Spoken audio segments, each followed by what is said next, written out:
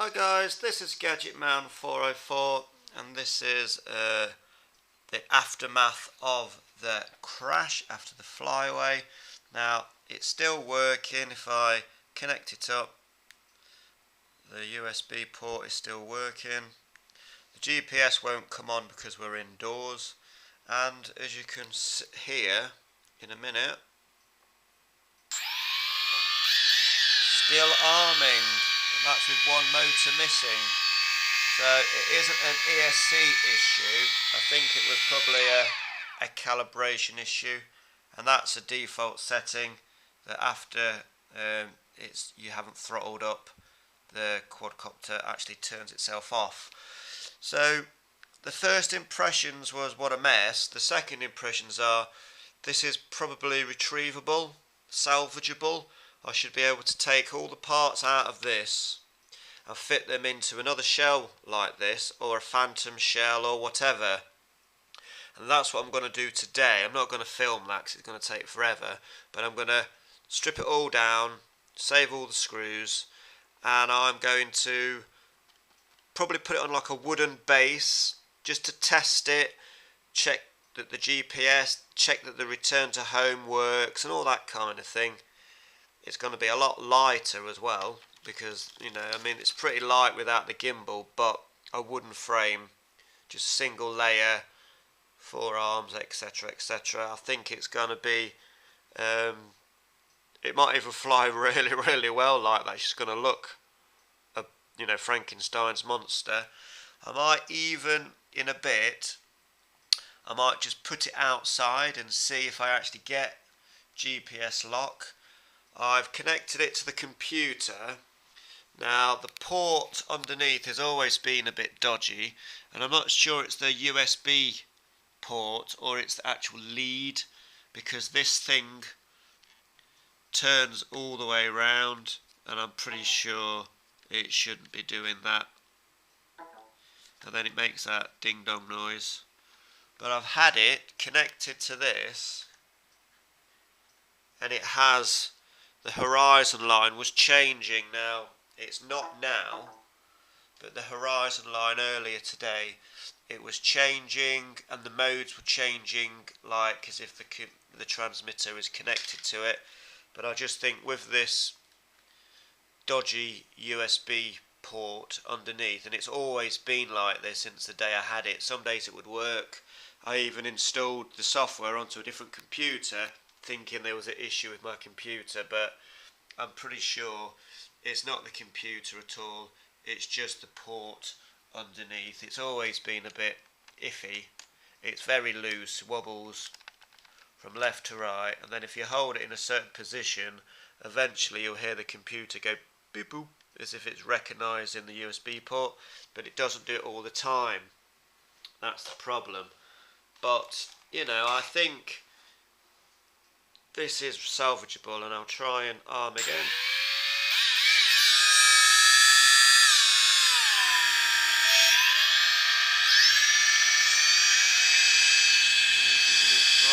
Now that's not a lot of power because the battery is getting low.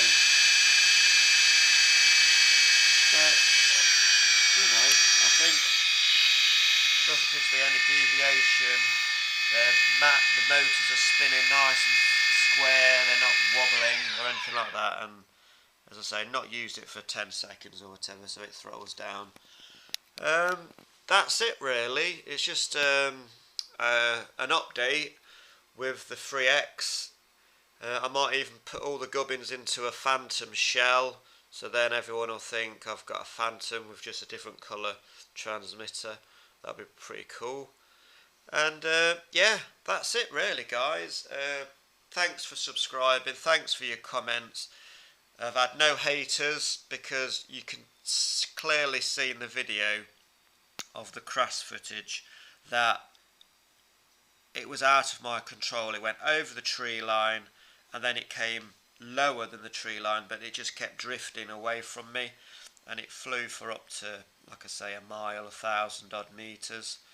So the range on these is very, very good. I've had 1400 meters in the past, one direction.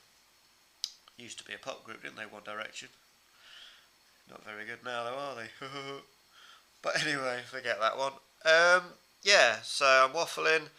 Just continue to subscribe. I really appreciate all the comments. I had lots of love from you guys saying I hope you find it, praying for you.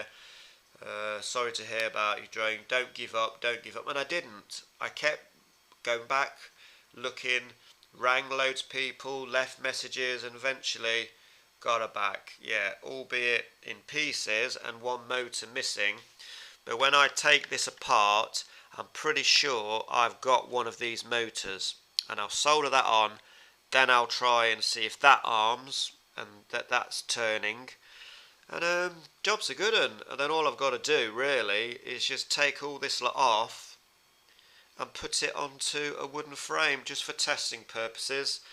And please click the bell icon in YouTube. That'll give you notifications. I've been looking at my analytics and all that, and a lot of the views aren't necessarily from subscribers. They're from people that find my channel by accident because of the tags or the title or whatever. But obviously I've got 380 odd subscribers, so you'd think that you would be watching the videos because you've subscribed to me, but not all of you are, because I'm only getting a handful of views, which is fine. I don't have an issue. I'm never going to make no money from this. That isn't why I'm saying it.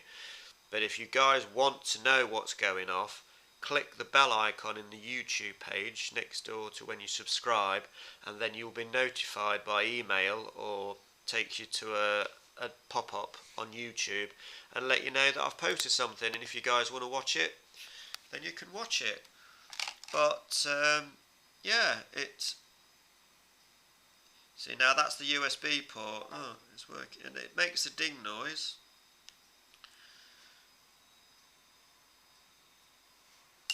I'm just changing the settings on the controller, but no, it's not properly connected, and it's just that USB port. I'll try and buy another dongle and just see if it's just been the dongle. When I take it apart, there could be a loose wire in there which I can fix, and then I won't have any issues. But thanks for subscribing. Continue to watch my stuff.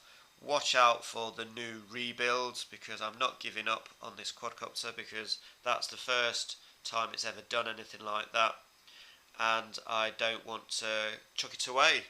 I reckon I can get a drone working out of all these parts. So for now, Gadget Man 404 out.